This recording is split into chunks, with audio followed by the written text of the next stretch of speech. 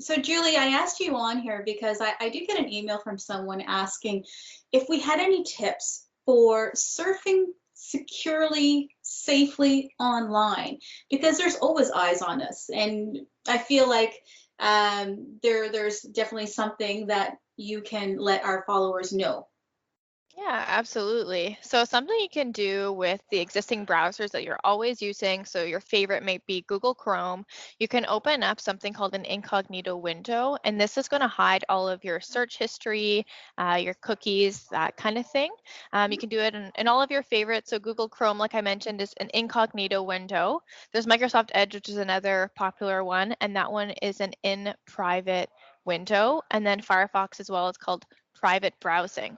So through the menus of these browsers, you can open up a private one. And whenever you're searching things like that, it's not going to be saved. So you're not going to be tracked while you're looking online. Perfect, perfect. So those are the tips for surfing on our existing browsers. Is Yeah. there any other safety tips in terms of surfing privately?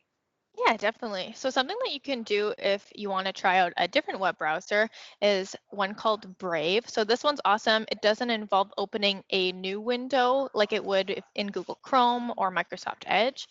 So you're already going to be browsing more safely. It's even faster because it's going to block out some of those ads and unwanted tracking. So that one's a great option. DuckDuckGo is also an extension that does a similar thing to Brave, but they also have an app for your phone that you can use to browse privately. So that one's awesome. So it's not going to be tracking you online. It's not going to be saving any of your data. So that one's a really good option. Fantastic. Actually, I use Brave myself, and you're absolutely right. That's a great tip. Thank you for letting our followers know. Yeah. We're just doing a quick, fun safety online tip. Is there any additional ones you want to let our audience know before we say goodbye?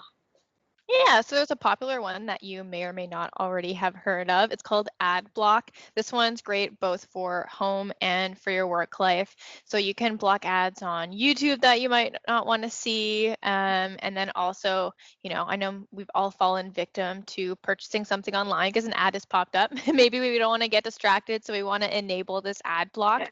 You can turn it off and on as you please. So maybe during the day you don't want to be seeing ads, and then in the evenings you do. You can just turn it on and off with the flip of a switch per website. So it's great tool to use. There's also something called NoScript that you may or may not have already heard of as well. So what NoScript does, it's going to automatically block everything until you allow it. So maybe you have one of your children using a computer for school. I know right now with COVID, that's kind of a common thing that's going on. And this is great because then you can maybe limit them to a couple websites. Just don't show them how to allow whatever website they want, and you're all good.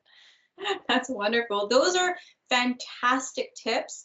I hope all of you out there enjoyed the tips. We'll be coming back to you at this channel, Tech Bites, with more insights, online trends, safety tips from Julie. At some point, we'll be back with Daniel and Julie again. For now, thank you so much for joining us. Stay safe online, and we'll see you in the next episode. Bye. Thank you again, Thanks, Julie. guys.